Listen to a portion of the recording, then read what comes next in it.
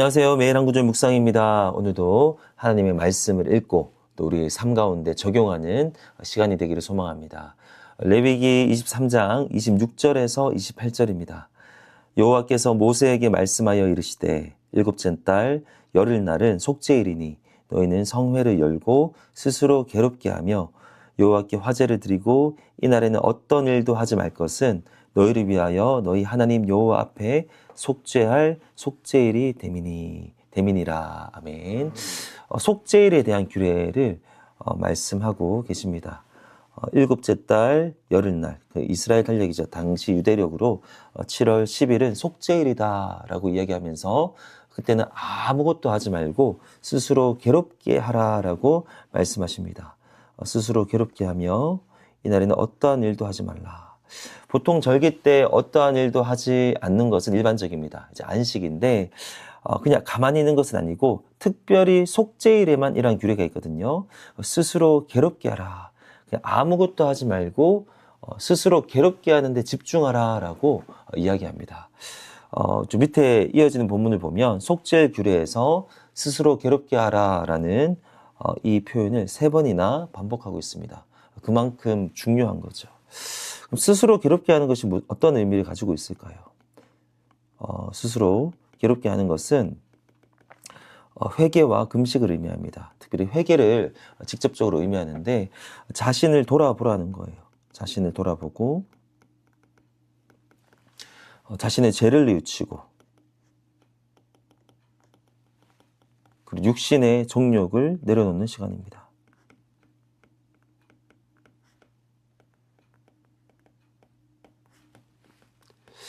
삶의 모든 부분에서 정결함을 회복하고 하나님께 돌이키는 시간을 가지라는 의미를 담고 있습니다.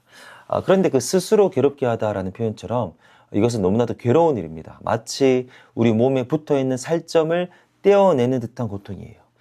사실 그 살점은 아니죠. 우리의 건강한 살은 아니라 이미 썩어가고 있는 부분을 도려내는 건데 그것을 떼어내는 듯한, 살을 떼어내는 듯한 그런 고통을 가지고 있는 거예요. 왜냐하면 이미 그 죄가 우리의 삶 가운데 왔습니다. 그리고 이미 그 죄가 익숙해져 버렸습니다. 습관이 되었고 삶의 일부가 되었습니다. 그런데 하나님께서 명하셨기 때문에 우리는 반드시 그것을 제거해야 되는 거죠. 그래야 주님과의 관계가 회복됩니다. 신약의 관점에서는 예수님을 통해서 이미 우리는 속죄함을 입었습니다. 그것이 속죄일이 예표하고 있는 거예요. 예수님께서 십자가에서 죽으심으로써 모든 피를 흘리심으로써 우리의 모든 죄를 대속하셨습니다. 그런데 오늘 본문에서 스스로 괴롭게 하라는 것은 어떤 수동태, 은혜를 입은 것과는 좀 다른 표현이죠. 우리의 의지를 다해서 스스로 자신을 괴롭게 하라라고 하고 있는데 이것은요 단순히 구원받았을 때 어떤 속죄의 은혜도 의미하겠지만 더 의도하는 것은 구원 이후에도 스스로 자신의 의지를 통해서 자신의 죄를 돌아보고 철저하게 회개하는 시간을 가지라는 겁니다. 고통스럽지만 자신을 성찰하고 더러운 것을 떼어내고 제거하라는 것이죠. 그것을 신약적인 언어로 다른 말로 해서 자기 부인입니다. 자기 부인을 실천하라. 또 다른 말로 해서 옛사람을 십자가에 못 박으라. 라는 의미를 또 가지고 있습니다. 이것은 괴로운 일이지만 이 일을 통해 우리를 살게 합니다. 우리를 더 거룩하게 합니다. 우리를 더 건강하게 합니다.